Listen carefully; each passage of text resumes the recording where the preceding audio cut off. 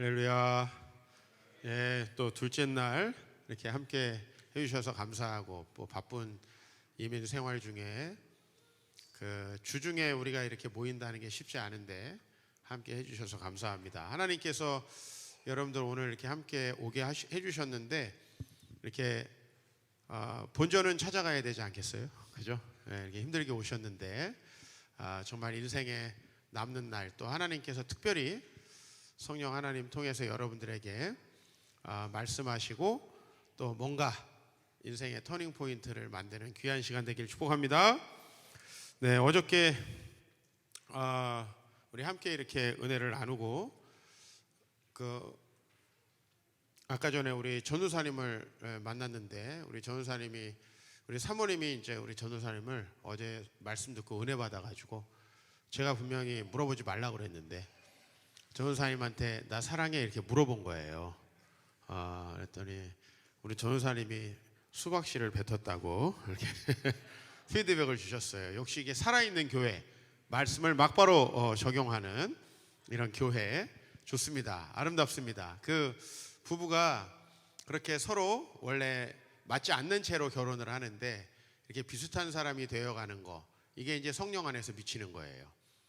이게 사랑으로 하나 되는 것이고, 대부분의 부부가 처음에는 상대방의 행동을 잘 이해하지 못합니다.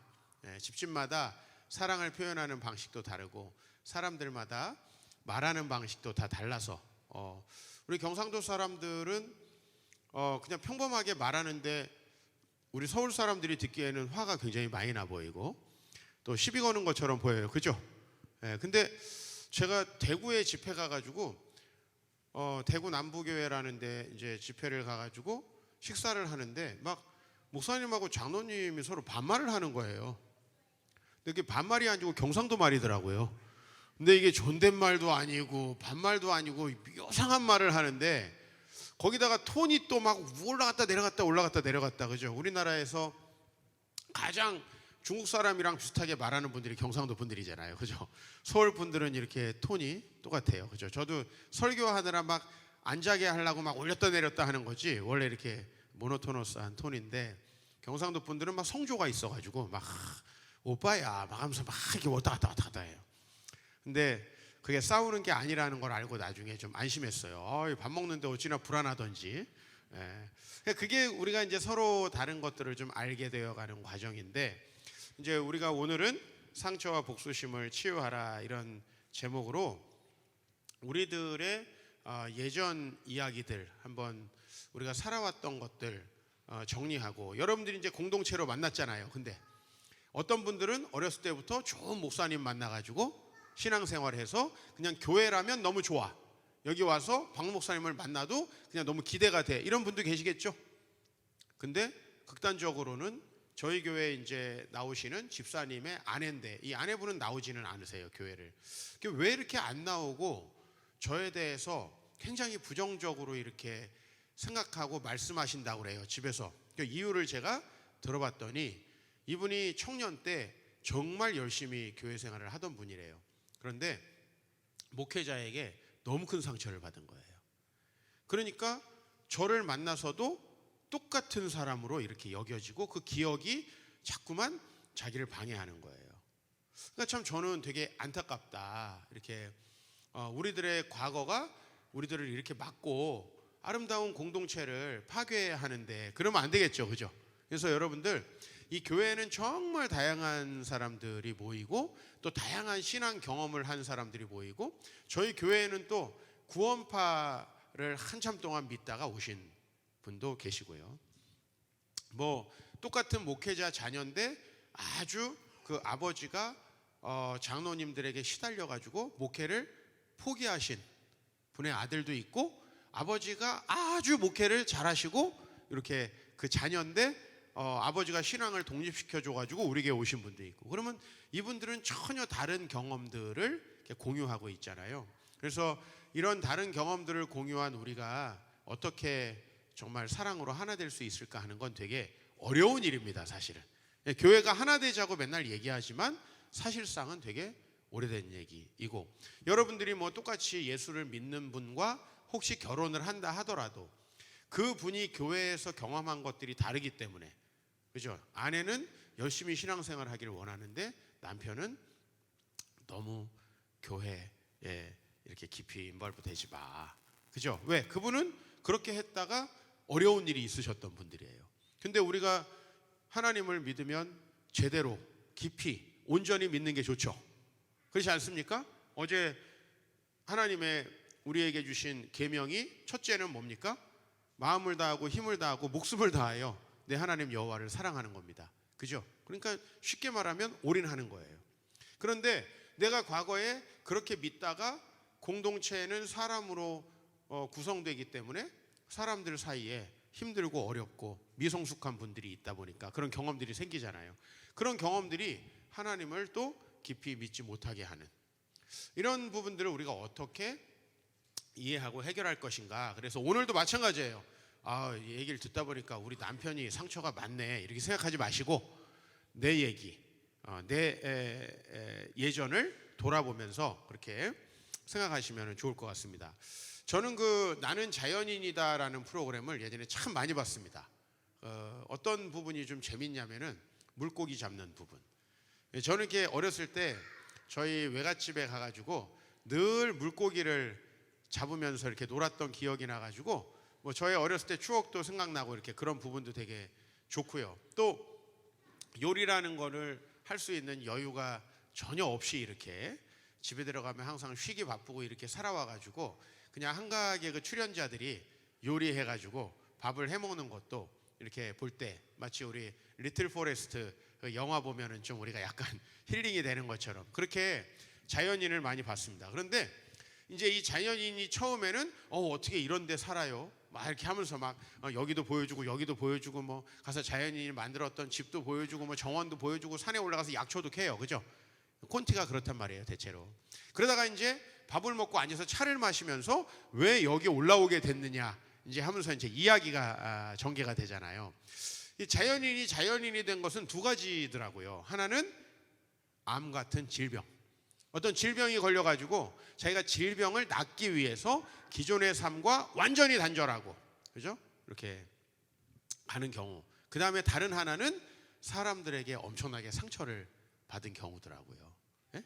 그런데 그 사람들에게 상처를 받았으면은 그 개그맨들이 이렇게 와서 또 PD들까지 와가지고 2박 3일 막 있는 거 난 안 할 것 같은데 사람이 싫으면 오면 또 엄청 좋아해요 또. 그리고 같이 밥 먹으면 윤택 씨랑 밥 먹으니까 너무 맛있다고. 그럼 내려오지. 밑에 가면 윤택 같은 사람 많은데 더 괜찮은 사람들도 많은데 그러니까 너무너무 반가워하고 좋아하고 또 갈 때는 막 눈물 흘리는 분도 계세요.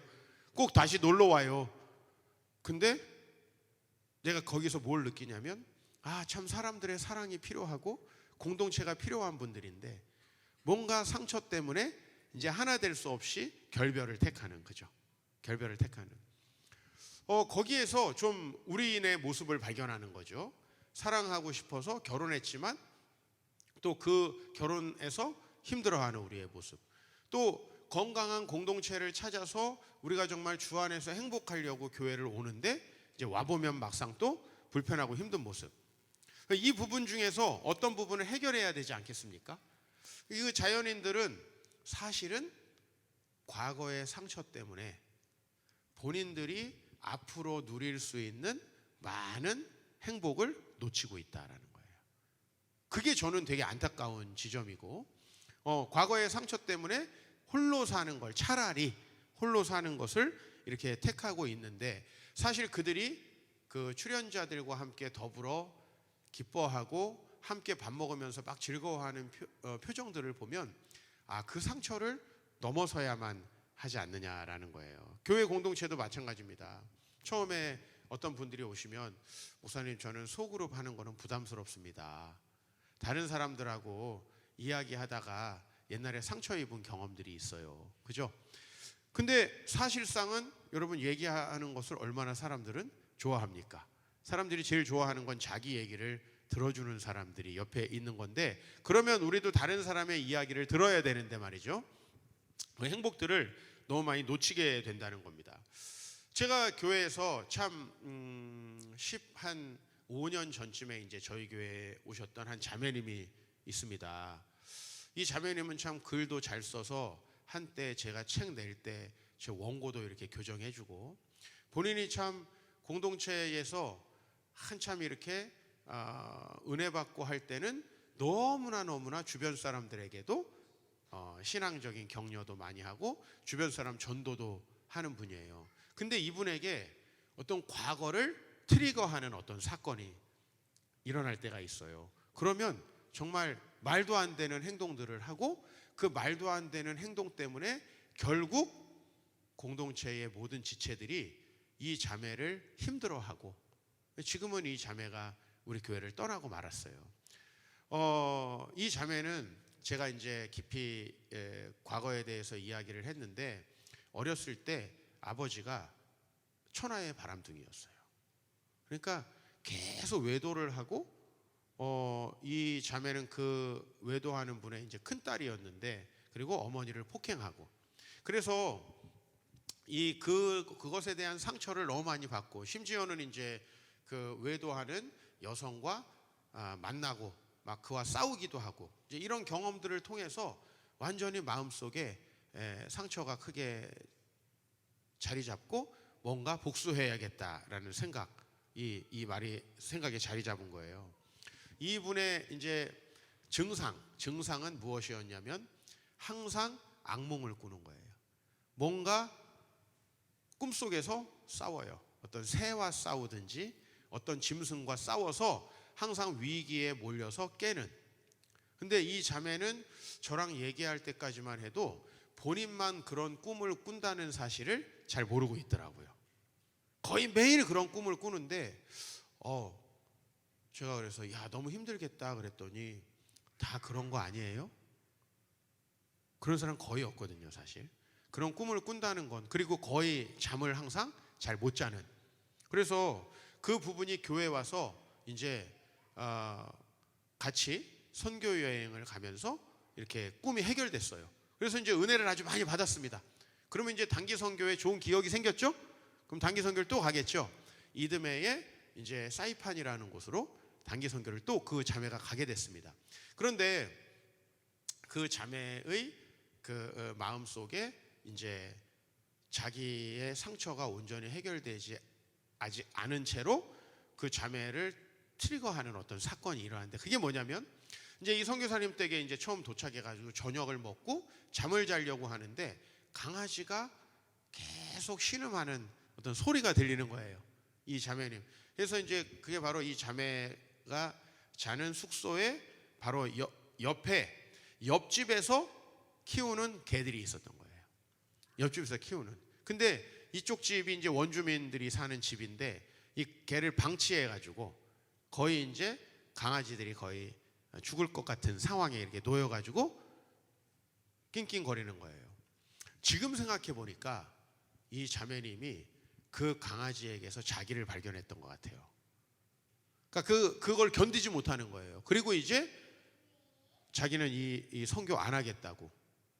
아니, 선교사님이 이 옆에 있는 죽어가는 강아지도 못 돌보는데 어떻게 선교를 하냐고, 여기까지 간 거예요. 그래가지고 공항을 가겠다고, 밤에 비행기도 없는데 트렁크를 싸가지고 가서 아주 선교팀이 발칵 뒤집혀가지고 보낸 제가 너무너무 죄송해가지고, 그 다음 해에 제가 선교사님에게 가가지고 100배 사죄했던 기억이 있어요. 근데 이 자매님은 그렇게 공동체에서 가끔 가다가 완전히 일반적으로는 이해할 수 없는 행동을 하는데, 이 자매님의 이야기를 들어보니까 이해가 돼요.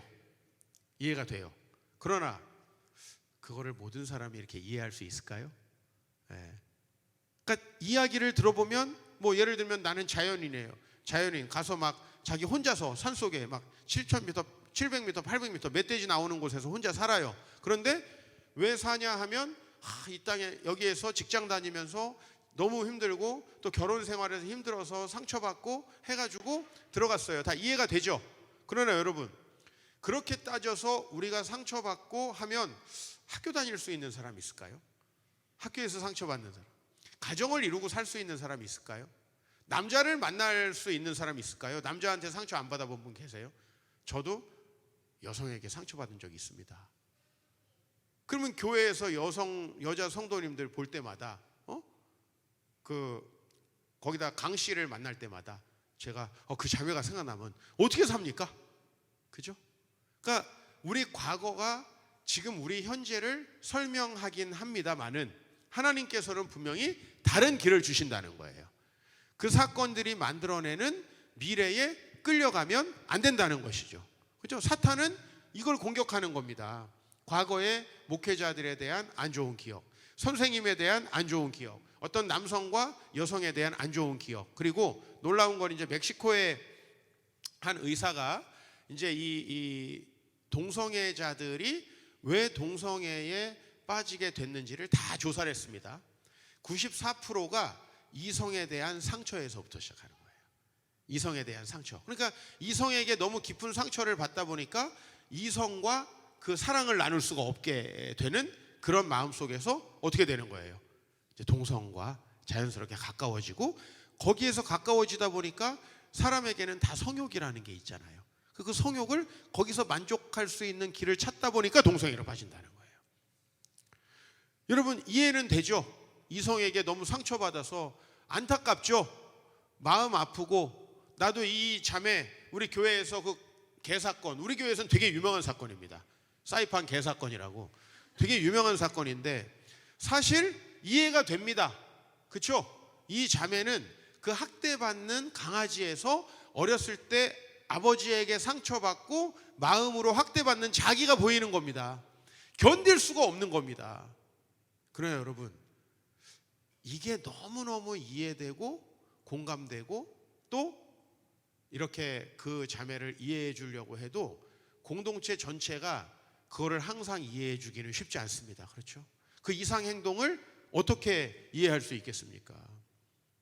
그래서 여러분, 우리는 하나님을 깊이 만나고 성령 안에서 온전한 사람으로 이렇게 회복되어지기 전에는요, 다 우리가 아픈 경험들이 있습니다. 심지어는 여러분들이 하나님을 온전히 믿고 나서도 교회 공동체 안에서도 아픔이 우리에게는 있죠.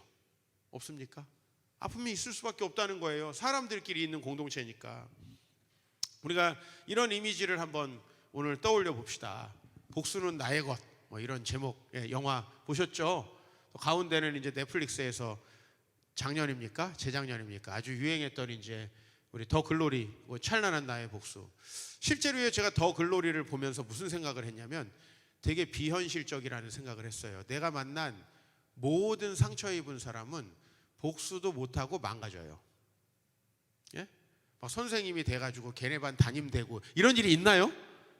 단 한 번도 들어본 적이 없습니다. 그죠? 그리고 막 치밀하게 준비해서 막 연지나 막 이래가면서 이런 일이 일어나나요? 나는 왜 이 드라마가 그렇게 인기가 있을까 생각해 봤더니 모든 사람에게 이런 복수하고 싶은 대상이 있는 거예요. 근데 그 복수는 현실에서는 절대 이루어지지 않는 거예요. 나는 이 더 글로리만큼 판타지물이 없다고 생각합니다. 내가 현실에서 경험하고 복수심을 갖고 있는 사람은 그 복수심 때문에 자기가 망가지지 상대방이 파멸되지는 않는다는 거예요. 네?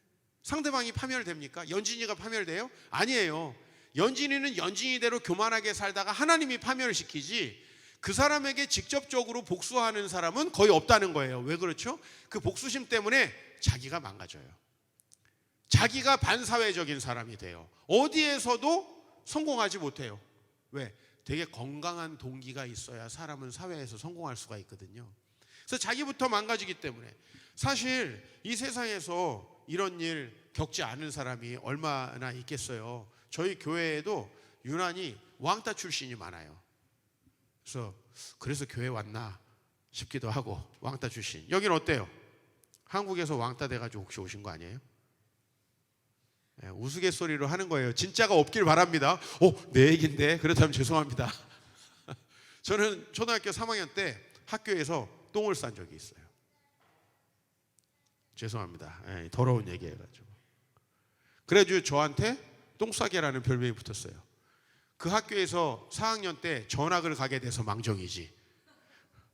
계속 그 별명을 듣고 살 뻔했는데 제가 그곳에 중학교 1학년 때 다시 이사를 가게 됐어요. 근데 계속 마음속에 친구들 만나고 싶지가 않은 거예요. 혹시 그 친구들이 예전에 내가 그랬던 아이라는 걸 여전히 기억하고 혹시 나에게 그러면 어떡하지? 내가 자연스럽게 그런 행동을 하고 있는 거죠. 그죠? 여러분들 이런 것들이 충분히 내 자신 안에서는 이해가 되죠. 내가 상처받은 것 때문에 피하고, 그죠? 내가 상처받은 것 때문에 혼자 숨고, 내가 상처받은 것 때문에 교회 공동체에 와서도 아무하고도 말을 섞고 싶지 않아서, 나는 내 몸 자체가, 하나님이 만드신 우리의 영혼 자체가 공동체를 원하거든요. 하나님은 삼위일체로 존재하시고, 하나님은 우리를 뭘로 창조했죠? 자기 형상으로 창조했어요. 자기와 교제하기를 원해서. 하나님이 돼지와 교제하실까요? 아니죠. 하나님은 우리와만 교제하십니다. 맞잖아요. 네. 도라고 말하는 분들은 이미 좀 맛이 간 거죠. 그죠? 자연과 말한다 그러는데 식물이 또 다 알아듣는다네요. 저는 교회 공동체에서 좀 그렇게 소통해 봤으면 좋겠어요. 식물하고 소통이 된다면은 소통 못할 사람이 없죠. 안 그래요? 와이프랑 소통이 안 된대. 식물하고는 되는데 와이프가 더 쉬워요.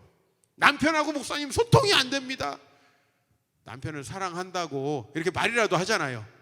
식물이 그렇게 하나요? 그러니까 우리는 충분히 소통할 수 있고 하나님도 서로 소통하는 삼위일체적 신비한 존재로서 계시고 우리와도 교제하기를 원하신다. 그러므로 여러분, 사실 우리 이 세상은 하나님을 안 믿는 사람으로 가득하고 교회 공동체도 성숙하지 못한 사람으로 가득하기 때문에 늘 이런 일이 발생할 수 있는데, 여러분 이런 일들 때문에 우리가 미래에 얻을 기쁨을 뺏기면 안 되겠죠? 그죠? 안 되겠죠? 제가 또 상담한 한 자매님은 과거에 자기가 진짜 좋아했던 사람에게 큰 상처를 받았어요. 그러니까 이 자매님은 다른 형제하고 결혼을 했는데 계속 그게 간섭을 하는 거예요. 혹시 이 형제도 나를 버리지 않을까? 그리고 계속 나 사랑해? 진짜 사랑해? 아닌 것 같은데 어젯밤에 뭐 했어? 여러분 이런 식으로 하면은 사랑하다가도 힘들어지잖아요. 맞아요, 안 맞아요? 그러니까 우리가 그런 힘든 경험들을 가지고 있다면, 혹시 여러분 부모님들이 여러분들을 온전히 사랑하지 못하고 조건으로 사랑하고, 1등 했을 때만 사랑하고, 이쁜 짓 했을 때만 사랑하고, 그런 여러분 파괴된 영혼을 가진 부모님도 계셨을 수 있잖아요. 그러나 그것 때문에 우리가 그것에 반작용으로 어떤 행동들을 해 나간다면 여러분들은 절대로 이 공동체에서도 행복해질 수 없다는 거예요. 여러분 이 세상에 이렇게 소중한 분들이 어디 있어요? 제가 말씀드렸지만은 여러분이 이 우리나라에도 목사님들이 몇만 명 되는데 우리 한국 목사님 몇만 명 중에 박형영 목사님을 담임 목사님으로 하고 이렇게 공동체 되는 확률이 얼마나 적어요? 세상에 교회가 얼마나 많은데 이종필 목사랑 2번 부흥회 하기가 얼마나 어려워요? 이거 너무나 소중한 영혼이고 저와 여러분들이 서로 너무나 기뻐하고 행복해하고 사랑하는 것도 사실은 안타까울 정도로 그런 소중한 존재입니다. 그런데 대부분의 우리의 관계는 왜 깨지냐면 나와 지금 만나는 사람과의 이 관계 때문에 깨지는 게 아니고 내 전에 만났던 사람들과의 관계, 내 전에 있었던 공동체와의 관계, 내 전에 만났던 어떤 목사와의 관계 때문에 이 관계도 깨어진다는 것이죠. 그래서 저는 말씀드렸죠. 제가 첫 번째로 전도사 생활했던 교회가 PD수첩이라고. 여러분 교회가 PD수첩에 나왔어요. 교회 성도들이 교회를 고발하는 프로그램에 출연한 거예요. 그럼 여러분 이 교회 안에는 불신의 영이 가득하죠. 서로가 서로를, 그렇죠? 장로님과 청년들이, 저 오늘 장로님하고 식사했는데 아유 우리 장로님 같은 분만 있으면 교회 얼마나 평안합니까? 오늘도 여기 보니까 정말 장로님서부터 여기 젊은 분들까지, 저 뒤에 애들도 오늘은 영상으로 은혜 받고 있지만 하여튼 조용하고 있잖아요. 그죠? 아니 이렇게 우리가 공존할 수 있다는 게 되게 힘든 거예요, 사실은. 근데 이렇게 우리가 공존할 수 있다는 게 얼마나 감사하고 이게 얼마나 온전한 형태냐는 거예요. 그런데 여러분들, 우리가 그렇게 하기 위해서는 우리의 과거의 문제들이 해결돼야 된다는 거예요. 그래서 저는 교회 안에서도 우리가 얼마나 어려울 수 있는가 말씀 한 구절 읽어보겠습니다. 고린도전서 시작. 너희는 아직도 육신에 속한 자로다. 너희 가운데 시기와 분쟁이 있으니 어찌 육신에 속하여 사람을 따라 행함이 아니리요. 교회입니다. 고린도 교회인데 고린도 교회 안에도 아직도 육신에 속해서 시기와 분쟁 가운데 있는 경우가 너무너무 많다는 거죠. 그죠? 어렸을 때 형제에게 비교당하고 또 주변의 친구들에게 비교당했던 분들은 교회 와가지고도 자기보다 잘난 사람들을 인정하기가 되게 어렵습니다. 자기보다 잘난 사람은 항상 부모님이 비교해서 나를 깔아뭉개는 대상이 되었던 거죠. 그렇잖아요. 근데 잘 생각해 보면요, 저는 저보다 훌륭하신 목사님들이 주변에 많은 게 좋습니다. 자, 왜 그런가 제가 한번 비교해 볼게요. 말씀드려 볼게요. 제가 이제 서울에서 목회를 하다 망했어요. 그러면은 내 주변에 박형용 목사님도 망해버리면 난 어디를 갑니까? 근데 주변에 있는 사람은 잘 돼야 내가 망했을 때 보험이다. 맞아요, 안 맞아요? 그래야 내가 오갈 데 없을 때 미국 와가지고 목사님 나 좀 며칠만 잘게. 그래도 하는데 나도 망했어요. 그럼 내가 갈 데가 없잖아요.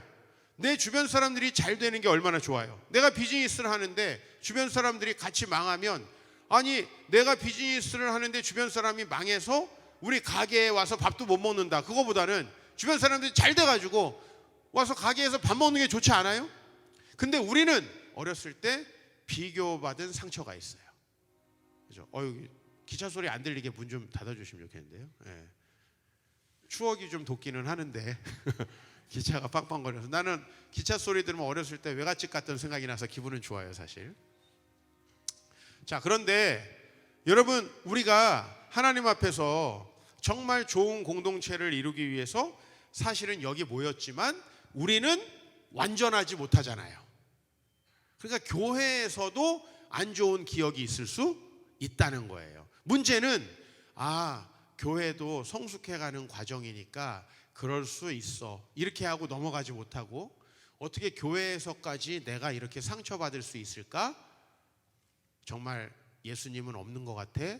그러면 교회에 남아있는 사람들이 삶에 문제가 생겨요? 아니면 자기한테 문제가 생겨요? 자기한테 문제가 생긴다는 거예요. 남에 대해서 관대하고 그럴 수 있다라고 생각해야 되는데 우리가 그것 때문에 안 믿으면 얼마나 문제가 있어요. 우리 교회에 한 집사님이 이제 안 믿는 자매랑 결혼을 했습니다. 그래서 이제 이 자매를 제가 주례를 했는데 교회에 와가지고도 표정이 너무 안 좋은 거예요. 결혼 오긴 오는데 안 나왔으면 좋겠어. 예배 시간에도 막 못 씹은 표정으로. 그 다음에 소그룹에 가면은 항상 목사님이 오늘 이게 시기와 분쟁이 있는데 막 이런 교회가 있어도 다 인내하라 그랬는데 그 목사님이 나쁜 사람이라서 자기 변호하는 말씀 아닌가? 뭐 이런 식으로 자꾸 소그룹 나눔을 하는 거예요. 네? 그죠? 마틴 루터가 정말 하나님의 말씀대로 정말 자기 목숨을 걸고 종교개혁을 했다. 그러면은 마틴 루터가 농민운동을 반대하고 귀족의 편에 들은 나쁜 사람이라는데 또 아는 것 많아가지고 이렇게 사사건건 제가 말씀하는 거에 대해서 토를 다는 거예요. 그래서 소그룹 리더가 너무 힘들어하는 거야. 근데 이분이 왜 그랬냐? 그래서 교회에서 전부 다 그 김아무개 그 자매 같은 소그룹에 안 넣어달라고 막 이런 이제 탄원서가 올라오는 거지. 교회 안 나왔으면 좋겠다 막. 근데 이 자매가 왜 그렇게 되었는가를 나중에 알게 됐어요. 그건 뭐냐면 이 부모님은 이제 아주 걱정이 많고 걱정 근심 많은 분들이 주로 뭐에 빠지죠? 무속신앙에 빠집니다. 그죠? 무속신앙에 부적도 하고 막 이게 뭘 막아준다고 하니까 일단 안심이 되잖아요. 부적을 붙이면 사실 그거 페이크인데 안심이 되잖아요. 근데 이분들이 어렸을 때 주변에 제과점이 있었는데 그 제과점 주인분들이 교회를 열심히 다니는 분들이었던 거예요. 근데 어느 날 시비가 붙어가지고 이 자기 부모님과 제과점 그 주인이 막 싸우는 거를 이 자매가 본 거예요. 어렸을 때 그 한 경험 때문에 교회 다니는 사람들은 다 나쁜 사람이라는 생각을 갖게 된 거예요. 그런데 하필 교회 다니는 사람과 결혼을 한 거예요. 여러분, 사실 그 경험 하나 때문에 이 자매가 얼마나 오랫동안 교회를 불편하게 했는지 몰라요. 그리고 교회만 불편합니까? 자기도 불편하죠. 다행히도 이 형제는 정말 넓은 마음을 갖고 있는 형제였어요. 그래서 장모님 댁에 가면 해주는 음식 맛없어도 너무 맛있다고 돼지처럼 다 먹고, 지금 이제 너무 살쪄가지고 고혈압에 걸렸어요. 그래가지고 내가 교회에서 야, 너 안 되겠다, 좀 살 좀 빼라. 그런 형제인데 어쨌든 자기 몸을 희생해서, 왜냐면 최고로 장인 장모님한테 인정받는 게 뭐예요? 음식 잘 먹어주는 거예요. 아예 저 다이어트 합니다 하고 몇 숟갈 먹다 안 먹으면 장모님 그거 얼마나 마음에 안 들어요, 그렇죠? 근데 하여튼 이 친구는 남은 고기 국물에다가 밥을 하나 더 얹어가지고 다 먹는 거예요. 그러니까 아주 처갓집에서, 아우 저 친구는 교회 다녀서 그런지 참 애가 성격이 좋다고. 교회가 돼지를 양산하는 곳은 아니잖아요. 교회랑 많이 먹는 건 사실 아무 관련이 없죠, 사실은. 그죠? 아무 관련이 없는데 anyway 이 친구는 열심히 먹어주니까 이제 교회에 대한 점점 좋은 인식이 이렇게 생기고, 그럼 이 친구는 헌금은 몰래 했어요. 헌금하는 건 안 좋아하겠죠? 장모님이 우리 딸을 보냈는데 이 친구가 교회에다 헌금하고 자기 딸한테는 목걸이 안 사준다. 좋아하겠어요? 안 좋아하겠어요? 안 좋아하겠죠? 헌금을 이 친구가 계속 몰래 했어요. 무명으로 헌금하면서 가가지고 열심히 먹고 자기 몸을 살신성인 희생해가지고 이제 이 자매가 점점 바뀌기 시작했는데 나중에 고백하는 거예요. 자기가 그 한 사건 때문에 너무나 오랜 시절을 주님을 모르고 살았다. 근데 자기가 주님 말씀을 알고 나니까 자기가 다른 사람에게 비교하고 열등감이 있었던 마음도 치료되고, 직장 생활에서 늘 부정적이었던 마음도 치료되고, 그래서 이 자매는 고등학교밖에 안 나왔는데 아주 높은 연봉을 받고 직장 생활을 잘하게 됐어요. 지금은 이 자매가 온 가족을 전도하고 있는데, 우선 자기 자매들이 셋이 더 있어요. 4자매가 있는데 첫 번째 언니가 우리 교회를 나오고, 그 둘째 아들이 우리 교회를 나오고, 올해 목표가 이제 남편이 우리 교회에 나오는 거예요. 거기다가 이제 이 자매님의 바로 밑에 동생, 이제 셋째 딸인데, 그 넷째 딸은 세종에 있는데 매주마다 제 말씀을 들어요. 교회를 나가진 않는데 링크를 보내줘서 언니가 계속 이 말씀이 너무 너에게 도움될 것 같아. 그러니까 이제 말씀을 계속 들어요. 지난 여름에는 우리 교회 수련회 때 같이 수련회를 왔어요. 애를 데리고. 교회를 한 번도 안 나왔는데 또 이렇게 찬양하는 걸 좋아하더라고요. 노래방인 줄 알고 찬양을 너무 열심히 하더라고요. 그래가지고 교회를 마치 열심히 다닌 것처럼, 그리고 제 설교를 늘 이제 많이 들었으니까 교회에서도 익숙한 거예요. 그리고 자기가 이제 마음이 생기면 교회 가겠다고 말하면 내가 그 집사님한테 그랬어요. 세종에 좋은 교회 있으니까 소개해 줄게. 교회를 이제 직접 나가고 싶다고 하면 얘기해. 지금 이제 부모님도 너희들이 교회 다니는 거는 괜찮다, 이렇게 다 허용을 하시고, 이제 이렇게 하나하나 바뀌어가서 그 언니도 너무나 시집살이 하면서 시어머니와 고통스러운 날들을 보냈는데 그 상처를 다 회복하고 지금 아주 우리 교회에서 찬양팀 하면서 너무 신앙생활 잘하고 있고, 아들도 아주 의젓하게 잘 크고 있어요. 저는요, 우리가 그 과거의 경험들이 얼마나 우리를 간섭하는가, 그렇죠? 어떤 사람은 교회 다니는데 헌금을 안 해요. 왜 그랬냐 했더니 예전에 어렸을 때 본인 마을에 있는 교회에 다녔는데 그 목사님이 돈을 횡령하고 도망간 거예요. 여러분, 솔직히 말하면 제가 사죄 드리고 싶습니다. 그러나 목사님들 중에서도 사기꾼도 있습니다. 안 그렇습니까? 어디나 다 준비되지 않고 사단의 시험에 드는 사람은 있는 거지요. 근데 그런 사람 한 명 때문에 내가 교회 전체에서 신앙생활을 제대로 못한다면 얼마나 안타깝나요? 그죠? 고린도 교회는 문제투성이었습니다. 사도 바울이 고린도전서 1장부터 15장까지 각 장마다 이 고린도 교인들이 뭘 잘못했는지를 써놨어요. 근데 그 보통 교회에는 음행이 없을 것 같죠? 교회 안에 음행도 있고요. 그죠? 우리 뭐 유명한 또 목사님 성추행 사건도 다 여러분 아시지 않습니까? 있을 수 있어요. 죄송하지만 교회 안에는 또 자기들이 서로 고소하는 일도 있어요. 교회 안에는 또 이거는 먹어도 된다, 안 먹어도 된다. 최근에 여러분 한국에서 이제 식용 계곡이 3년 후에 금지되는 법안 통과되는 거 아시죠? 그죠? 유통, 판매, 먹는 거 다 금지됩니다. 이제 3년 후에. 사실 성경적으로 보면 식용으로 뭘 먹거나 안 먹는 거는 하나님께서 금하신 건 아닙니다. 그러나 우리가 이제 이 사회가 그렇게 나아간다면 우리도 다른 형제들을 위해서 안 먹어야 되겠죠. 그죠? 그러나 사실은 이 모든 문제에 대해서 우리는 나름대로의 기준을 가지고 또 사람들을 힘들게 하는 경우도 있었고요. 고린도전서에 다 있었어요. 또 사람들마다 잘하는 게 있잖아요. 자기가 잘하는 게 있다 보니까 어떤 사람은 아유 교회에선 찬양이 하는 게 최고지. 아유 어떤 사람은 교회에서 김치 만들어서 섬기는 게 최고지. 아유 어떤 사람들은 교회에서 말씀을 전하는 게 최고지. 그러는데 하나님은 우리를 그렇게 다양하게 만드셨잖아요. 그죠? 근데 고린도 교회 성도들은 서로가 자기가 하는 게 최고라고 자랑하고 다른 사람들을 깎아내렸어요.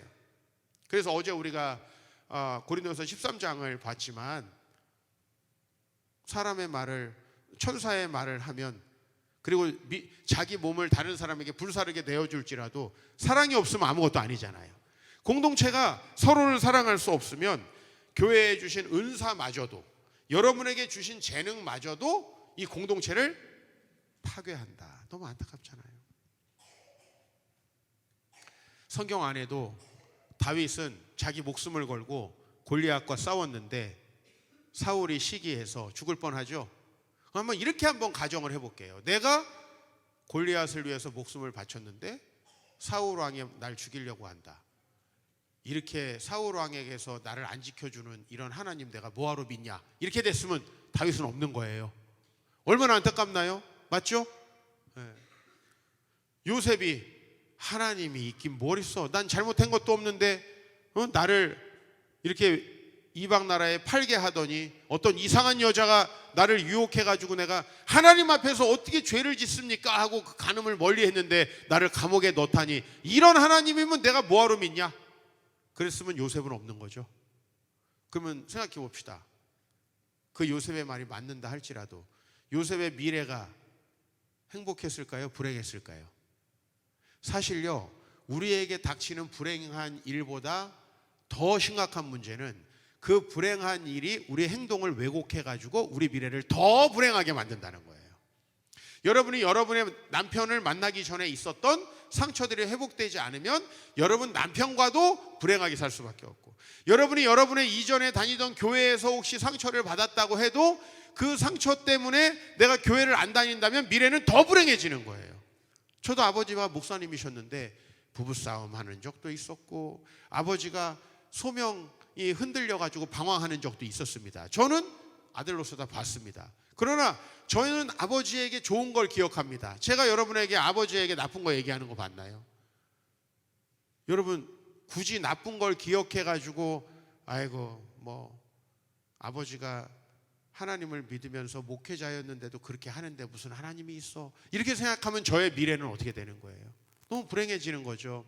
이 세상에 만들어 놓은 수많은 악에 대해서 여러분들은 여러분 자신을 지켜야 돼요. 수가성 여인도 하나님 앞에 예배하는 거에 관심이 있었습니다. 수가성 여인이 예수님을 만나서 뭘 물어보죠?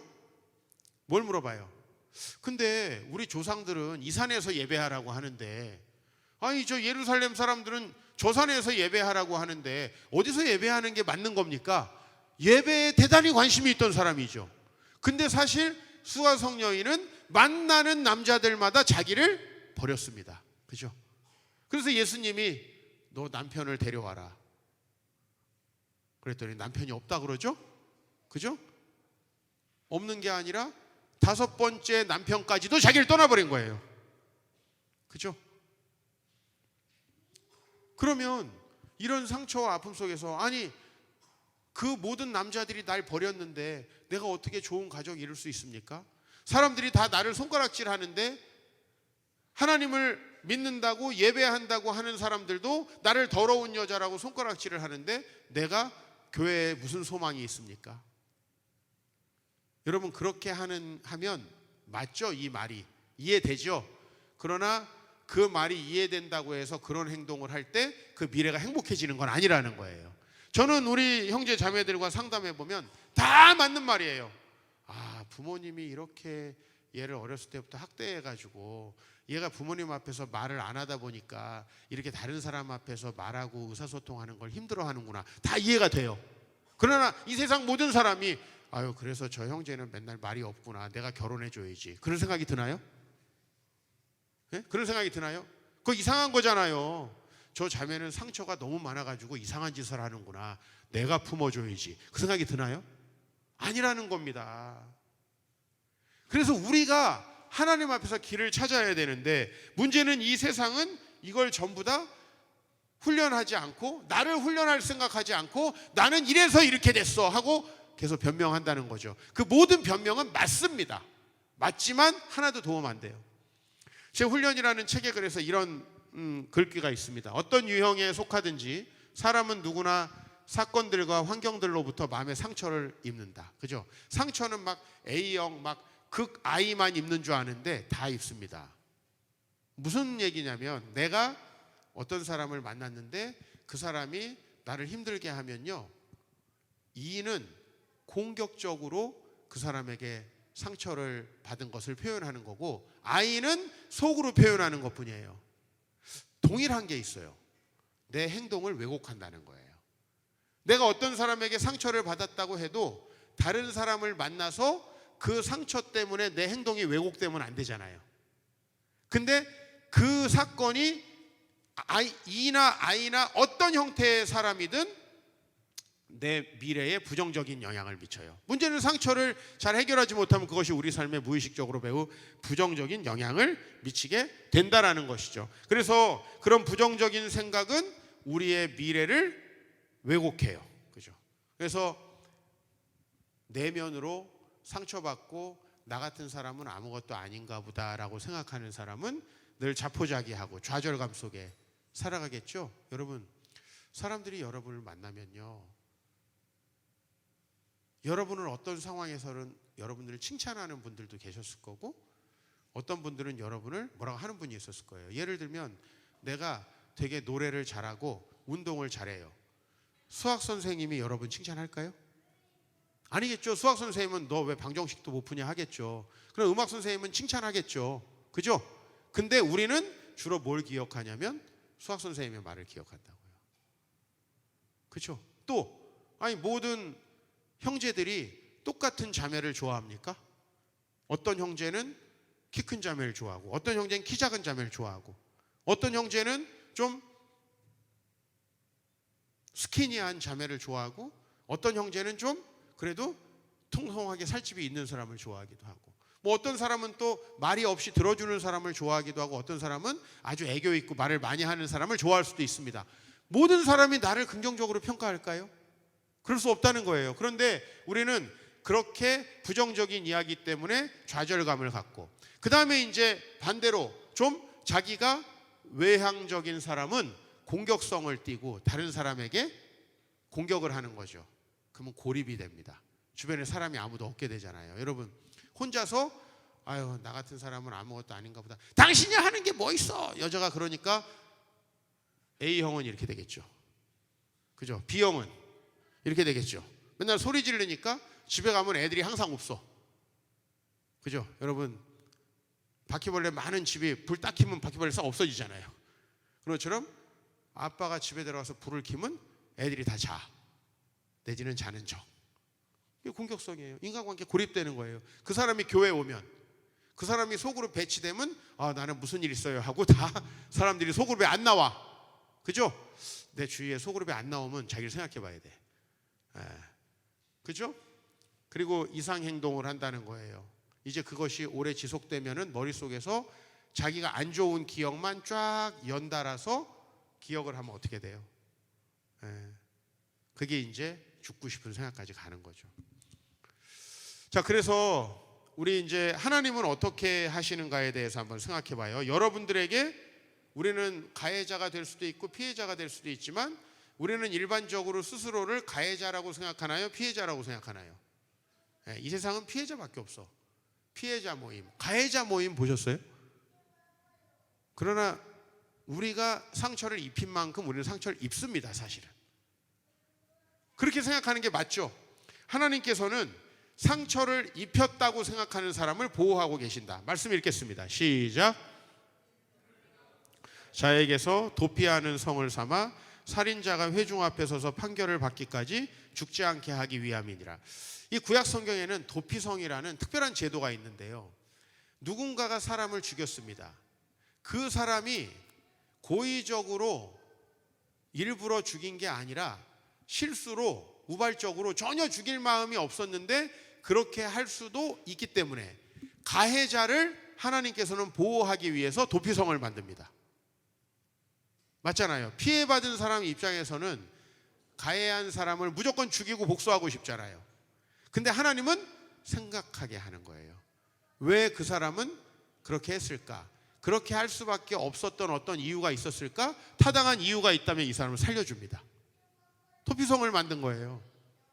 그러니까 여러분들이 누군가에게 상처를 입으셨다면 그 사람에 대해서 한 번쯤 멈추고 생각하는 것이 성경적이라는 겁니다. 그 사람의 입장에서 생각해 보라는 겁니다. 도피성은. 지금 도피성이 있어요, 없어요? 없죠. 도피성은 물리적으로 존재하는 곳이 아니에요. 이것은 바로 우리가 그 사람을 인격살인하기 전에 한 번쯤 생각해 보라는 겁니다. 그죠? 우리 교회 사역하는 부교역자들 보면 예전 담임 목사님에 대해서 다 상처가 있어요. 한번 생각해 보라는 겁니다. 그분이 왜 그럴 수밖에 없었는지. 우리 자매님들 보면 전부 다 아빠들에 대한 상처가 있어요. 왜 아빠는 소리 지를 수밖에 없었는지 한번 생각해 보라는 겁니다. 그것이 바로 도피성이 말하는 거예요. 그러니까 나는 이 가해를 하는 사람을 변호하자는 얘기가 아니고 적어도 우리가 성경 속에서 우리가 피해를 받았다고 해서 그 사람을 막바로 죽일 수는 없도록 하나님이 하셨다라는 거. 그죠? 죽일 수는 없다. 여기 들어가면 절대 죽일 수 없습니다. 이런 곳을 왜 만들어 놓으셨을까? 우리가 생각보다 다른 사람을 쉽게 정죄해야 한다는 거예요. 내 잘못에 대해서는 전혀 생각하지 않는다는 겁니다. 그렇기 때문에 우리가 문제가 생기는 겁니다. 사실은 부부가 상담을 해서 찾아오면 한쪽만 잘못하는 경우는 거의 없습니다. 근데 이게 여러분의 경우라면 여러분은 저에게 매우 항의를 하더라고요. 그러니까 이게 일반적으로 부부가 찾아오면 혼자 잘못했을까요? 같이 잘못했을까요? 그럼 다 같이 잘못했대. 근데 딱 두 사람을 불러가지고 집사님 하면 우리는 남편만 잘못했대. 진짜 그런다니까요. 여러분 시험해볼까요? 진짜예요. 요 설교 잊어버릴 때쯤에 한번 시험해보세요. 오늘 하면은 다 저도 잘못했죠 이렇게 나온다고. 오늘은 안 돼. 요거 한 일주일만 지나면 다 붕어과라 다 잊어버릴 거야. 한 일주일쯤 후에 우리가 보편적으로는 전부 다 그렇다라고 하죠. 그리고 세상에는 피해자가 있는 만큼 가해자가 있을까요, 없을까요? 내가 남편에게 피해를 받은 만큼 나도 남편을 답답하게 한 게 있을까요, 없을까요? 분명히 있을 거예요. 그렇지 않으면 남편은 사이코패스지. 사이코패스는 매우 적거든요. 여러분 남편은 사이코패스가 아닐 가능성이 많아요. 아멘?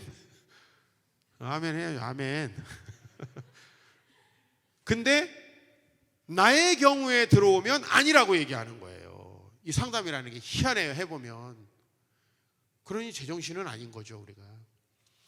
그래서 우리가 항상 나에게 피해를 줬다고 생각하는 사람의 입장에서 인격살인하지 말고 그에게 도피성을 한번 허용해 줘라. 그리고 말씀 읽어봅시다. 시작. 이방 나라들이 어찌하여 그들의 하나님이 어디 있느냐 말하나이까. 주의 종들이 피 흘림에 대한 복수를 우리 목전에서 이방 나라에게 보여주소서. 하나님께 탄원하는 거예요.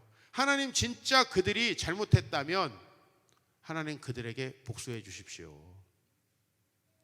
복수를 하나님께 돌리는 거예요. 하나님께 돌린다는 건 무슨 얘기냐면 분신사바 한다는 게 아니에요. 뒤져라 뒤져라 이렇게 하는 게 아니라는 말이에요. 복수를 하나님께 맡겼다는 건 뭐죠? 예를 들면 사모님이 우리 남편이 날 너무 힘들게 합니다. 목사님 어떻게 좀 해주세요. 그러면 해줄 걸 믿고 사모님은 잘하는 거야. 무슨 얘기인지 아시겠죠? 하나님이 복수할 거니까 나는 더 이상 이 사람에 대해서 복수심을 갖거나 이 사람에 대해서 가진 증오심 때문에 내 자신을 망가뜨리지 말아야 한다라는 거죠. 그죠? 맡겼으니까 할 거니까 그들이 잘 살던 말던 성경에는 시편에는 악한 사람을 질투하지 말라는 말씀이 계속 나와요. 왜냐면 우리는 나에게 나쁜 짓 해놓고 편하게 자빠져 자는 그 남편 어때요? 죽여버리고 싶잖아. 예? 나에게 오늘 들어와서 막 승질 낸 다음에 코 골면서 자. 나는 밤새는데. 그죠? 그럼 얼마나 억울해요 막. 그죠? 그 다음에 나는 막 지금 먹은 거 소화가 안 되는데 소화 또 잘 돼. 아침에 화장실로 가. 그럼 승질 나죠? 복수는 하나님이 하시는 거예요. 여러분 그 부분을 믿을 수 있으셔야 해요. 나에게 해를 끼치고 그 사람이 진짜로 정말 잘못된 사람이라면 하나님께서 그 사람을 복수한다는 걸 기억해야 돼요. 그래서 나에게 서 있는 복수심을 전이해야 돼요. 그분이 복수될 때까지 계속 저거 왜 아직도 잘 되는 거야? 하나님은 어디 계신 거야? 막 이렇게 한다면 그건 맡긴 게 아니에요. 맡긴다는 건 그런 거죠. 그죠? 그가 어떻게 되든지 이제 나는 나의 길을 가라는 겁니다. 나의 길을. 왜? 여러분이 그 감정을 가지고 있으면 여러분이 가야 할 길을 간다 못 간다? 못 간다는 거예요. 못 간다. 오늘 이제 여러분들에게 폭풍의 언덕이라는 작품에 대한 이야기를 좀 해보려고 해요. 영문학 3대 비극, 셰익스피어를 빼놓고 영문학에서 최고 비극적인 스토리가 바로 이제 오늘 이 폭풍의 언덕이라는 작품인데, 여러분들이 책을 읽거나 영화로 보신 분들 계실 겁니다. 에밀리 브론테. 근데 이 이야기는 사실 이제 언쇼라고 하는 한 귀족 믿음 좋은 장로님 같은 분이에요. 그렇게 생각하시면 돼요. 믿음이 좋은 나이가 퍽 중년 이상이 된 그 언쇼라고 하는 사람이 리버풀이라는 이제 해안 쪽 도시에 갔다가 한 버려진 아이를 길에서 발견해요. 그래서 그 아이를 데려와서 요새 말로 하면 입양이죠. 입양을 해가지고 데려와서 키우는 장면으로 시작돼요. 근데 이 이야기가 불행하게 끝난다는 거는 저같이 입양 가족이 있는 사람에게는 굉장히 참 비극적인 이야기예요. 남 이야기처럼 들리지 않는 거예요. 오늘 여기 나오는 우리 형제가 이제 히스클리프라는 형제인데 바로 언쇼 씨가 리버풀에서 주워온 아이입니다. 이 아이를 데려다가 키워요.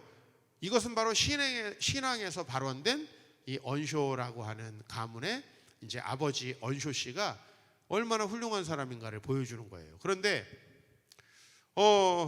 이제 이 작품의 배경에는 워더링 하이츠라는 게 있어요. 뭐 우리 옛날에 중앙 하이츠 있었는데, 이 하이츠는 이제 높은 건물을 얘기하는 거고, 워더링은 뭐 높은 곳을 얘기하는 거고, 워더링은 이제 그쪽 지역 방언인데 바람이 부는 뭐 그런 뜻이에요. 그래서 이제 이걸 폭풍의 언덕이라고 번역했는데 그게 아니고 이게 집 이름입니다. 집 이름. 예? 우리 서울 가면은 샬롬 빌라 뭐 이런 식으로 이게 이제 요게 이제 한 집의 이름입니다. 요 옆에는 이제 드러시 크로스라고 하는 집이 있어요. 이 두 집 간에 벌어지는 이야기입니다. 이 워더링 하이츠라는 집에는 언쇼라는 가정이 살고요. 언쇼 가정이 살고, 여기에는 힌들리라고 하는 아들과 캐서린이라고 하는 딸과 히스클리프라는 이제 입양아가 사는 거고요. 이제 드러시 크로스라고 하는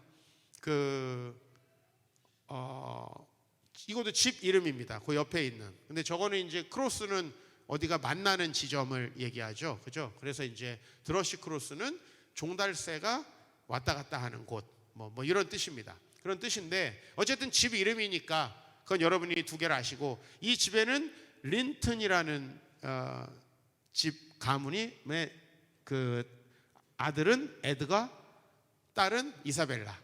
이제 이렇게 나옵니다. 자, 이렇게 아시고 이 이야기를 좀 설명을 제가 간단히 할게요. 이 워더링 하이츠의 이제 히스클리프는 첫 번째 이 아들 힌들리에게서 많은 그 고통을 당해요. 왜? 이 힌들리는 아버지가 이 아이를 아들로 삼으면 자기가 나중에 재산을 상속받을 때 손해받을 것을 생각합니다. 그리고 여러분 솔직히 얘기해서 이건 저도 마찬가지인데 이분이 신앙이 좋으신 분이라면 자기 아들과 딸보다도 히스클리프를 조금 더 감싸게 되겠죠. 왜? 부모가 없이 어린 시절을 보낸 불쌍한 아이잖아요. 근데 그게 힌들리는 너무 못마땅한 거죠. 그죠? 그리고 저렇게 해서 아버지가 죽으면 아버지의 재산을 저놈이 차지하겠구나 하고 폭행하고 폭언하고 이 아이를 괴롭혀요. 그러니까 이분은 참 신앙이 좋았는데 힌들리는 정말 신앙도 없고 예배도 형식적으로 드리고 어떻게 하든 신앙생활을 안 하려는 그런 이제 아들입니다. 캐서린은 이 히스클리프를 마음으로 사랑합니다. 그래서 이 두 사람은 사랑하는 관계가 되는데 중요한 것은 이 캐서린 이제 캐서린이에요. 근데 이 캐서린은 바로 이 옆집에 에드거라고 하는 변호사와 결혼을 합니다. 법조인과. 사랑은 히스클리프랑 하고 여기를 버리고. 자, 근데 현실적으로 한번 여쭤볼게요. 여러분의 자녀가 여기 이제 린튼이 여러분 린튼이나 아니면 언쇼라고 생각하고 자기 딸이 이 입양아 그리고 집시거든요. 피부 색깔이 다른 그랑 결혼한다라고 했을 때 찬성하겠습니까? 현실 속에서. 그리고 그 옆에는 린튼이라는 또 다른 귀족의 아들 법조인 누구랑 결혼하라고 할까요? 여러분들의 자녀가 결혼한다면 이거는 거의 대부분 에드거와의 결혼을 그죠? 찬성하겠죠. 그러니까 히스클리프는 힌들리에게 폭행과 폭언을 당하고 특히 아버지가 돌아가신 다음에 그리고 캐서린에게는 사랑하다가 결국은 결혼을 하지 못하고 버림을 받습니다. 이런 대사들이 있어요. 책 안에 내가 린튼의 부인이 되면 너의 출세를 도와줄 수 있어. 그러니까 내가 왜 린튼과 결혼할 수밖에 없는지 이 캐서린이 왜 히스클리프랑 결혼하지 않는지에 대해서 이렇게 얘기하고요. 그리고 오빠가 너 맨날 괴롭히잖아. 오빠의 손에서부터도 너를 지켜줄 수가 있어. 우리 남편은 부자거든.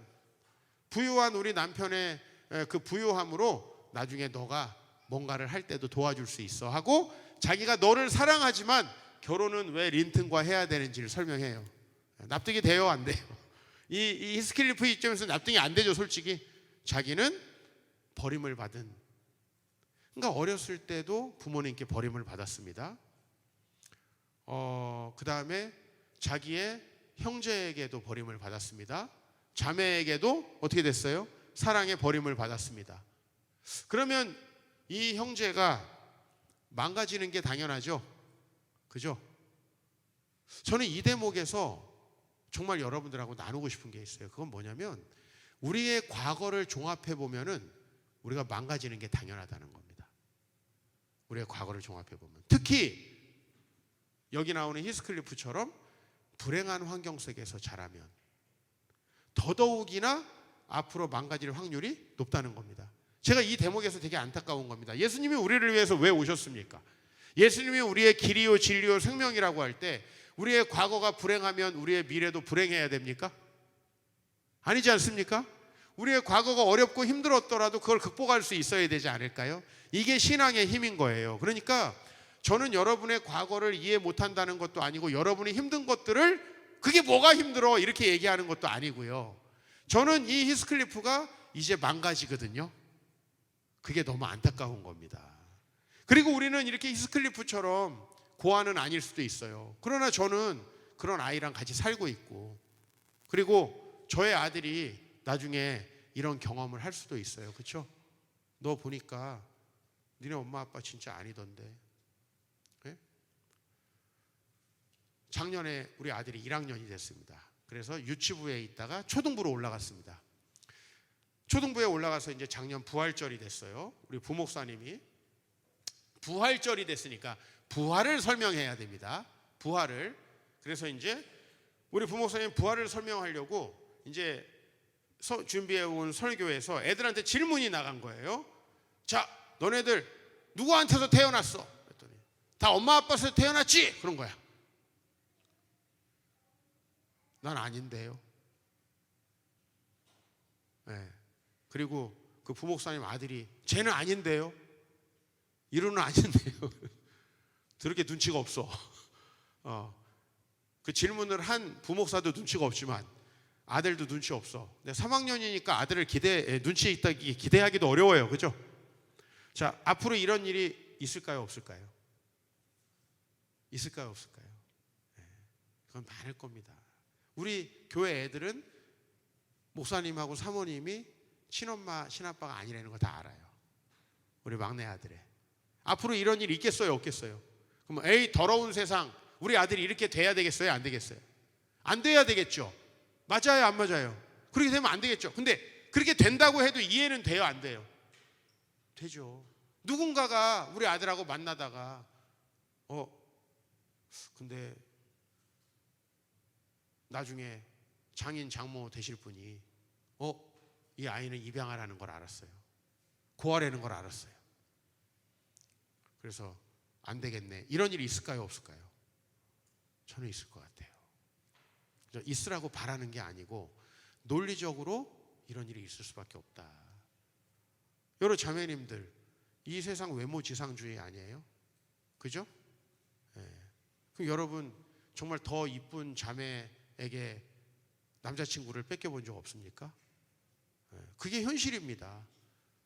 형제가 막 20살인데 더 이쁜 자매가 옆에 나타났는데 그래도 나는 우리 의정이밖에 없어. 우리 와이프. 그렇게 되나요? 그거 쉽지 않아요. 이 세상이 논리적으로 그렇게 되지 않는다고요. 더 조건이 좋고 더 돈 많은 형제가 나타나서 여자친구 뺏겨본 적 없나요? 목사님 없을 거고. 그죠? 없을 거라고 다 믿습니다. 근데 이 세상에는요, 논리적으로 보면 항상 비교되고 상처받는 일들이 너무 많이 생겨요. 좀 그걸 극적으로 이 작품은 표현하고 있는 거죠. 근데 이 작품과 같은 아이들이 있다면 저는 이제 매우 걱정되겠죠. 그죠? 우리 아들은 분명히 이런 현실을 접할 것 같아요. 그죠? 그리고 우리 아들도 알고 있어요. 본인이 우리가 난 친생 친부가 아니라는 거 알고 있어요. 그럼 여러분 이런 상처 때문에 우리 아들이 망가지도록 놔두면 될까요? 안 되겠죠. 동일하게 여러분들의 삶 속에 그런 아프고 힘든 일 없었습니까? 그런 일들이 여러분들의 미래를 망친다면 이게 얼마나 심각한 일이 되느냐는 거죠. 자, 이 형제가 어떻게 하냐면 3년 이제 충격을 받고 헤어져서 3년 후 이렇게 장면이 바뀝니다. 3년이 지나서 이 히스클리프가 어디서 돈을 벌었는지 큰 부자가 돼가지고 다시 이 도시에 나타납니다. 그러면 너희들 날 버렸지만 하나님께서 나를 복 주셔서 나는 부자가 됐어 하면서 이렇게 교회 열심히 다니고 선행하면 얼마나 좋겠어요? 근데 이 형제는 이 상처에서 벗어나질 못합니다. 그 돈으로 복수하려고 여기에 나타났어요. 그래서 아들 힌들리, 아까 전에 걔 믿음 좋다고 그랬어요? 안 좋다고 그랬어요? 그리고 아버지 유산 가지고 막 어렸을 때부터 생각하는 애들 잘 되나요? 안 되나요?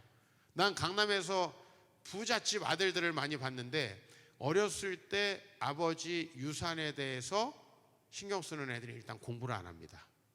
왜? 그거를 받으면 살 수 있다는 생각을 합니다. 저는 우리 교회에서 많이 경험을 합니다. 그리고 그것을 대부분 또 이 강남에는 이상하게 혼외자들이 많아요. 혼외자들. 그러니까 자매들도 돈이 많은 사람하고 내연녀가 되는 것 같아요. 그래서 혼외자들이 많고 소송 걸리는 일들도 많아요. 근데 여러분, 이 힌들리는 그래서 항상 아버지께 물려받은 돈으로 도박하고 술 먹고 이런 걸 좋아했어요. 그러니까 이 히스클리프가 이제 돈이 필요하겠죠, 힌들리에게. 그래서 이 집에 월세를 들어가요. 월세 들어오면 좋아요, 안 좋아요? 우리 형제들이 다 꿈꾸는 게 그거잖아. 비트코인으로 엄청나게 돈 벌어가지고 집 사가지고 직장 안 다니고 월세 받는 거잖아요. 힌들리가 딱 걔야. 그러니까 얘가 현찰이 들어오니까 좋죠? 그 다음에 거기서 도박을 하도록 부추기는 거예요. 계속. 힌들리는 아는 거죠. 근데 여러분, 도박이 처음에는 월세 받은 걸로만 하지만 나중에는 그걸 넘어서죠. 나중에는 계속 빚을 지고 조금씩 힌들리가 빚을 지게 해가지고 나중에 어떻게 한지 아세요? 워더링 하이츠가 빚으로 넘어가게 해서 자기가 사버려요. 그리고 힌들리 내쫓아버려요. 그리고 힌들리의 아들이 헤어튼인데 이 헤어튼을 노예로 부리기 시작합니다. 노예로. 자, 복수 잘 돼가고 있죠. 자, 그 다음 이쪽 집만 복수하면 안 되죠. 워더링 하이츠만 복수하면 안 되죠. 어디 복수해야 돼요? 이제 드러시 크로스 쪽에서도, 그쪽에도 복수를 해야죠. 캐서린 잘 살고 있는 거 못 보죠. 그래서 이제 이 히스클리프가 여기에 돈이 많은 채로 나타나니까 또 요 이사벨라, 누구죠? 에드가의 동생이었죠. 비슷한 여자예요. 비슷한 여자. 그래서 돈 많은 남자를 찾다가 히스클리프가 딱 들어온 거예요. 아, 저 남자를 만나면 나 크루즈 타고 다닐 수 있겠구나. 저 남자 만나면 내가 이제 이렇게 공주처럼 잘 살 수 있겠구나. 이 손에 물 안 묻히고, 이 생각을 하고 히스클리프를 좋아하게 돼요. 히스클리프는 복수심에 가득 차 있어요. 저 여자가 날 좋아하는 것 같은 낌새를 채니까 저 여자도 망가뜨려야겠다 해서 사랑한다고 해요. 안 사랑합니다. 사랑한다고 해요. 그래서 이 이사벨라와 결혼을 하는데 이제 결혼을 하자마자 이사벨라를 계속 괴롭히고 이제 이사벨라를 큰 충격을 줘요. 그래서 이사벨라가 멀리 도망가고 린튼 히스클리프라는 아들을 낳고 이사벨라 죽어버려요. 에드거와 캐서린 사이에는 이제 캐서린 린튼이라는 아이가 태어나는데 바로 캐서린도 이 히스클리프가 계속 정신적으로 괴롭혀서 죽습니다. 그래서 이사벨라와 캐서린 다 죽는다. 자, 복수 잘 되고 있죠? 그 다음에 이제 어떻게 해야 돼요? 집을 뺏어야 되겠죠, 저택을. 그래가지고 나중에 이 워더링 하이츠는 도박을 하고 드러시 크로스는 위장 결혼을 해요. 아까 전에 이사벨라 위장 결혼이죠. 그래가지고 그 집에 이 린튼 가문의 드러시 크로스라는 집을 뺏기 위해서 린튼 히스클리프와 캐서린 린튼을 이렇게 결혼을 시켜요. 그래가지고 여기가 이쪽 집을 상속받아서 나중에 히스클리프가 이 모든 걸 갖게 됩니다. 양쪽 집을 다 갖게 되고 이제 아까 전에 있었던 이제 이 아이는 건강이 약해서 죽어버리고 헤어튼이라는 아까 전에 워더링 하이츠의 상속자도 종으로 삼고 여기 나오는 캐서린 린튼이라는 에드가 가문의 상속자도 종으로 삼아요. 그래서 완벽하게 복수에 성공합니다. 그런데 이렇게 끝나는 게 아니고요. 이 헤어튼과 이제 캐서린은 히스클리프의 손 안에서 이제 밥하고 장작을 패면서 이렇게 노예로 살아갑니다. 그러니까 자기를 괴롭히고 자기를 무시했던 사람들에게 완벽하게 복수를 하는데, 자, 이러다가 이제 파멸에 이르러요. 다 파멸시켰죠? 히스클리프가 어떻게 파멸된지 아십니까? 자, 이제 다 파멸이 되니까 히스클리프가 이제 마음속으로 마지막 남은 헤어튼과 캐서린에게 복수를 하려고 하는데, 자, 여기서 뭘 발견하게 되냐면 내가 어렸을 때 그 힌들리에게 늘 폭행당하고 폭언당하고 상처받던 그 모습을 헤어튼과 캐서린에게서 보는 거예요. 못 견디는 거예요. 이제 내가 복수를 하고 힘들게 했는데 자기가 가장 증오하던 사람이 자기가 되어 있다는 걸 알게 되는 거예요. 그래서 이 사람이 어느 날 이제 자기 자신의 어떤 그 인생이 무슨 의미가 있는가 하는 그 무의식 중에 허무함에 빠지고, 그래서 이 사람도 죽고 맙니다. 복수가 이제 모두의 파멸을 만든다라는 건데 참 논리적으로 치밀하고 모든 고전이라는 게 왜 고전이 되냐면 읽어보면 정말 공감되는 내용인 거죠. 우리의 이야기인 거죠. 자, 이제 이 사실 소설은 모든 이렇게 일어난 일을 그 집의 하녀가 전해주는 방식으로 이제 하녀가 전해주는 방식으로 소설이 진행되는데 이렇게 이야기합니다. 도대체 무슨 생각을 하고 사세요? 히스클리프한테 하녀가. 그러면 안 된다고 얘기를 하니까 힌들리에게 어떻게 복수를 해줄까 생각하고 있었어. 언젠가 할 수만 있다면 기다리는 것 좀 괜찮아. 제발 나보다 먼저 죽지나 말았으면. 근데 잘 생각해보면 리버풀에 버려져 있던 자신이 가정에서 큰 것도 감사한 거 아니에요? 그죠? 또 자기가 그 해설인과의 사랑이 깨지고 쫓겨났는데 어떻게 돈을 벌었는지 작품에선 나오지 않지만 돈을 번 것도 하나님의 은혜 아닙니까? 이 사회는 19세기의 영국은 기독교 사회입니다. 그러니까 다 이 사람들은 예수님을 사실 믿는 사람들이에요. 다른 종교라는 건 없는. 근데 복수를 계속 꿈꿔요. 그러니까 이 하녀가 창피한 줄 알아. 히스클리프, 고약한 사람들을 벌하는 것은 하나님이 하시는 일이야, 이렇게 얘기를 해요. 그랬더니 아니야, 하나님은 내가 맛볼 맛종감을 맛보시지는 못할 거야. 나는 제일 좋은 방법을 알고 싶을 뿐이야. 나를 가만히 놔도 생각해내게. 복수를 생각하는 동안엔 나는 아무렇지도 않아. 더 글로리를 보는 것 같지 않아요? 더 글로리, 그죠? 그러니까 이렇게 복수를 하면서 이것이 자기 자신의 목적이 돼요. 사실은 이것이 자기를 행복하게 했는가? 전혀 아니라는 겁니다. 자기가 정말 증오했던 사람, 자기를 상처 입혔던 사람이 바로 자기였다는 사실을 깨닫게 되고 본인도 그 불행한 죽음을 죽죠. 여러분, 우리 인간은 삶의 의미라는 걸 찾습니다. 복수를 하고 여러분은 되게 행복할 것 같죠? 하나님이 왜 복수를 맡기라고 하냐면 복수를 하는 건 복수하는 사람과 동일한 사람이 되는 겁니다.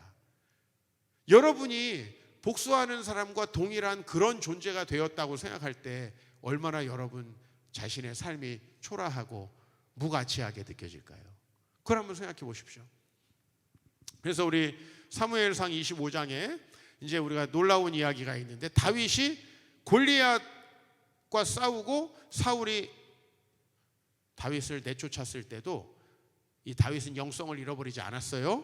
근데 다윗이 언제 영성을 잃어버리냐면 나발과의 사건, 나발이 자기를 무시하는 거에 대해서 복수심을 느낍니다. 아마 사울에게도 인정받지 못하고 도망다니고 있는 다윗이 그 상황에 또 저 누군가 별거 아닌 놈이 자기를 무시할 때 이제 확 올라온 거죠.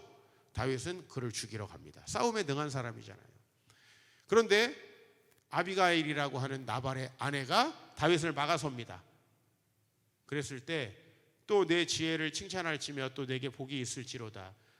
오늘 내가 피를 흘릴 것과 친히 복수하는 것을 내가 막았느니라. 하나님의 말씀은 우리가 복수하는 것을 목적으로 삼지 않고 과거와 단절해서 전혀 다른 삶을 살아가게 만듭니다. 교회에서 상처받은 사람은 교회에서 어떻게 상처 안 받을까를 궁리합니다. 그런데 교회에서 상처받았지만은 하나님을 신실하게 신뢰하는 사람은 어떻게 상처받지 않을까 하는 게 교회 다니는 목적이 되는 게 아니라 내가 어떻게 하나님을 잘 섬길까가 목적이 되는 겁니다. 어떻게 내가 건강한 그리스도인이 될 것인가. 그게 우리의 미래에 훨씬 더 좋은 방법 아닙니까? 그래서 여호와여 복수하시는 하나님이여 복수하시는 하나님이여 빛을 비추어 주소서라고 시편 94편에 이야기하는데 왜 하나님은 복수하시는 하나님이라고 계속 얘기하냐면 당신들이 복수하면 당신들의 삶은 망한다는 얘기를 하는 거예요. 저는 복수와 증오심을 가지고 있는 사람이 잘 되는 걸 단 한 번도 본 적이 없습니다. 현실 속에는 문동은 같은 사람 없다는 거죠. 내가 더글로리 끝까지 안 봐서 모르겠는데 끝까지 잘 되나요? 그 사람이? 아니에요. 어떻게 돼요? 잘 돼요? 네. 그 사람도 그 복수하는 과정 속에서 그렇죠. 아니 그리고 그렇게 복수에 성공하는 사람들은 난 본 적이 없다니까요. 왜 그 길을 우리가 갑니까? 그리고 복수에 혹시 성공했다 하더라도 복수를 목표로 삼았던 자기 자신에게 영적으로 공감할 수 있을까요? 절대 그럴 수 없다는 거예요. 누군가 파멸되는 걸 보면서 행복할 것 같아요? 그 일이 일어나기 전까지는 목표일 수 있지만 정작 히스클리프가 모두가 파멸한 것을 보고 나니까 자기가 파멸시켰던 사람들이 자기라는 걸 알게 된 거예요. 자기가 파멸시키려고 했던 사람이. 거기서 히스클리프는 이제 충격을 받아가지고 쓰러져 죽고 맙니다. 그래서 우리는 형식적이고 정말 이 무늬만 가득했던 이 언쇼시 가문의 신앙에 대해서 좀 생각해 봐야 될 것 같아요. 왜 우리는 예수님을 믿는데 계속 복수심 속에 차 있는가? 그거는 바로 우리가 진정으로 하나님을 예배하는 가운데서 우리 삶이 변하지 못하기 때문에. 보세요, 여기 폭풍의 언덕의 앞에 언쇼시 가문의 불행을 예견하는 내용이 있습니다. 네? 앞에 3장이니까 굉장히 앞부분이죠. 온종일 비가 퍼부었다. 우리는 교회 갈 수가 없었다. 그래서 조셉이 우리를 모두 다락방에 모아놓고 설교를 해야만 했다. 힌들리 오빠 내외는 밑에서 편안히 불을 쬐고 있는데, 힌들리, 그죠? 예배 안 드립니다. 둘이서 성경을 읽지 않는 것만은 틀림없다. 히스클리프와 나와 그 불쌍한 머슴 아이만 기도서를 가지고 올라오라는 명령을 받았다. 그러니까 모두가 예배드리기 싫어하고 예배드리지 않아도 되는 큰아들은 밖에서 놀고 있는 거예요. 그리고 이제 예배드리기 싫지만 주워온 아이 히스클리프와 그 다음에 이 머슴들만 가서 이제 예배하는데, 조셉도 떨었으면 좋겠다. 그러면 자기 자신을 위해서도 설교를 짧게 할 텐데, 그죠? 왜 설교만 길게 하냐는 거죠. 이 예배 장면이 묘사가 됩니다. 이런 장면이 불행을 예고합니다. 형식적인 예배, 우리가 하나님을 만날 수 없는 그 예배가 우리 그렇게 만드는 거죠. 그리고 정말 이 자신을 돌보라는 하녀에게 힌들리가 저주를 합니다. 예배하지 않으니까요. 자신의 영혼도 소중히 생각하세요. 저는 그분의 손에서 잔을 빼앗으려 애쓰면서 말했어요. 싫어. 반대로 나는 그것을 만든 조물주를 벌하기 위해서라면 내 영혼쯤 지옥에 보내는 일이라도 기꺼이 할 용의가 있어. 내 영혼의 온전한 파멸을 위하여 건배. 그는 신을 모독하며 소리쳤어요. 이 힌들리는 재산을 믿는 사람이에요. 자기 아버지의 집을 믿는 사람이에요. 그걸 물려받을 거니까. 그걸 물려받으면 잘 살 수 있다고 생각하고, 나는 내 영혼에 대해서는 관심 없어.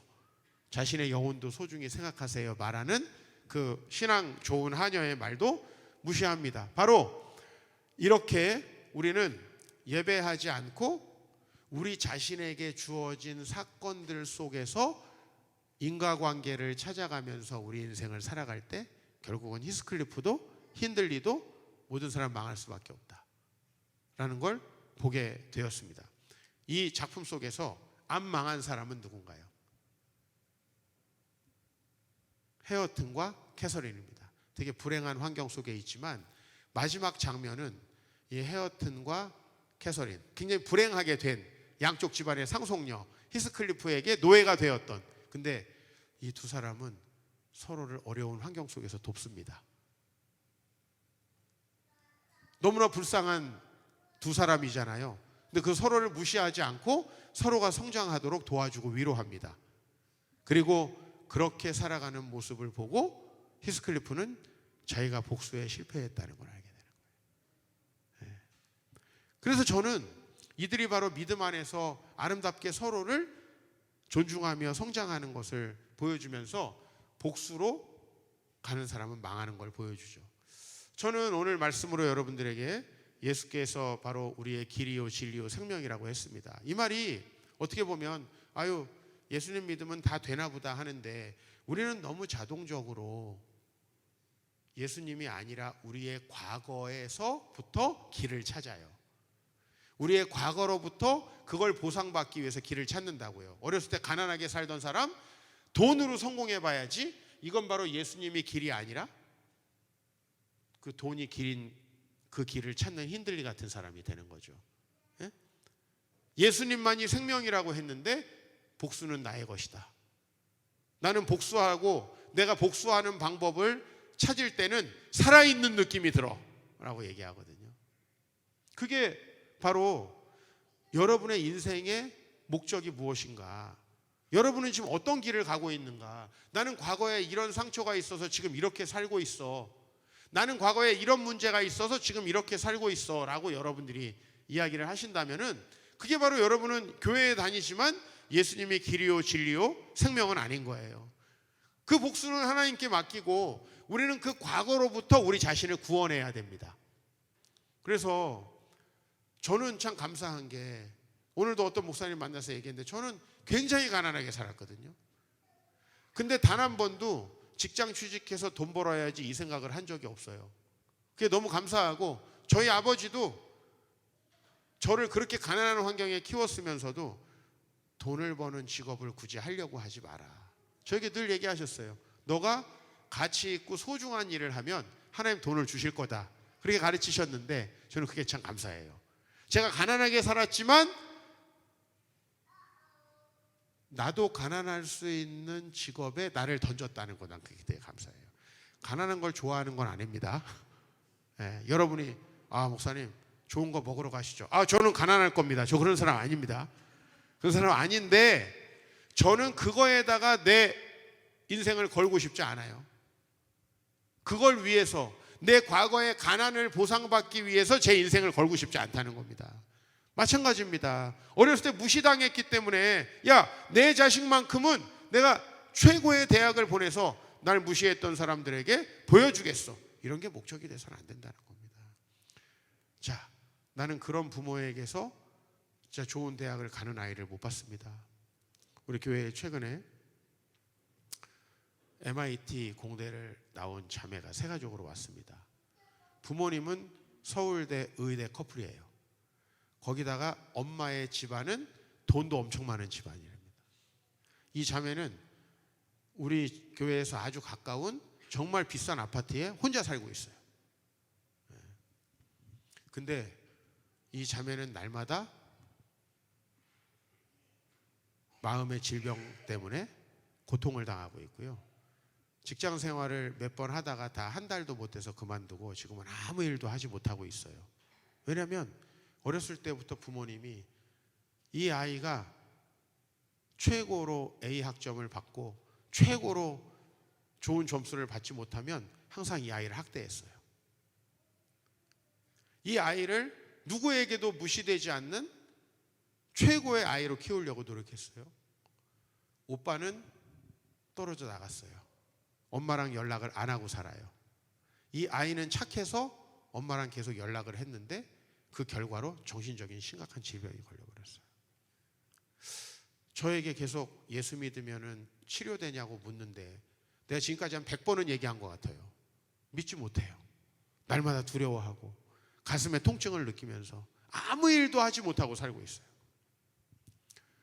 여러분, 우리가 세상 것을 욕심내고 산다고 해서 그게 이루어지는 게 아니거든요. 예수님 안에 있으면 하나님은 우리 재능 따라서 우리의 하나님께서 우리에게 허락하신 그 길을 따라서 우리가 갈 수 있게 해줄 줄 믿습니다. 여러분, 절대로 과거에 연연해서 그 결과로 미래를 만드시는 여러분 되지 않으셨으면 좋겠습니다. 온전히 주님이 여러분을 만드실 그 미래를 바라봤으면 좋겠어요. 여러분의 과거를 통해서 여러분의 현재를 유추하거나 미래를 유추하지 마시라는 겁니다. 내가 과거에 사랑받지 못했을지라도 하나님은 충분히 여러분들을 사랑받는 사람으로 만들어 주실 것이고, 과거에 우리가 행복하지 못했을지라도 하나님을 믿고 그분을 따라서, 과거를 따라서가 아니라 그분을 따라서 살아갈 때 여러분을 행복하게 하실 줄 믿습니다. 여러분이 이 교회가 첫 번째 교회가 아닌 분들이 많을 겁니다. 여러분들이 과거에 교회에서 좋지 않은 경험들이 있었을 수도 있습니다. 근데 여러분, 그 경험을 가지고 그 인과관계를 통해서 이 교회 생활을 하면요, 그건 100% 파멸하는 거예요. 이것을 성경 말씀도 알려주고 고전이 알려주고 있는 거거든요. 여러분들이 정말 계속해서 하나님 말씀 통해서 그 진리를 발견해 나가시고, 여러분 마음에 정말 과거의 모든 것들이 내 미래를 만들지 않도록, 열심히 했는데 안 됐더라 그러면 열심히 안 하고, 내가 잘해도 소용없더라 대충 하고, 여러분 그런 미래가 잘 될 수가 있겠어요? 내가 예수님을 믿고 교회 생활을 해봤는데 상처받았어, 그래서 난 열심히 안 해. 그러면 우리가 정말 우리 삶이 회복될 수 있습니까? 아니잖아요. 과거에 그랬을지라도 우리가 하나님 앞에 그분이 길이고 그분이 진리고 그분이 생명이다. 그 길 가운데 나아가는 여러분 되시기를 주님의 이름으로 축원합니다. 우리 같이 좀 기도하면 좋겠습니다. 여러분 오늘 마음으로 또 우리 소리내서 하나님 앞에 함께 저하고 함께 기도할 것은 하나님 우리의 과거를 따라서 우리가 살아가고 있습니다. 우리에게 일어났던 일들이 현재 우리를 만들어가고 있습니다. 그 굴레로부터 벗어나게 하시고 주여 내 안에 있는 상처와 복수심이 있습니까? 억울한 마음 가지고 있습니까? 그 마음 우리 하나님 앞에 내려놓고 우리 하나님만이 길이요 진리요 생명이십니다. 내 부족함과 연약함 때문에 혹시 많은 일들이 생겼을지라도 우리 주님을 믿고 나아가면 우리는 더 온전한 삶으로 미래의 복을 받게 될 줄 믿습니다. 하나님 내 과거 때문에 그것에 이어져서 미래를 살아가는 게 아니고 예수님 길과 진리가 생명 되신 예수님을 바라보고 살아갈 수 있도록 인도하여 주시옵소서. 우리 함께 기도하겠습니다.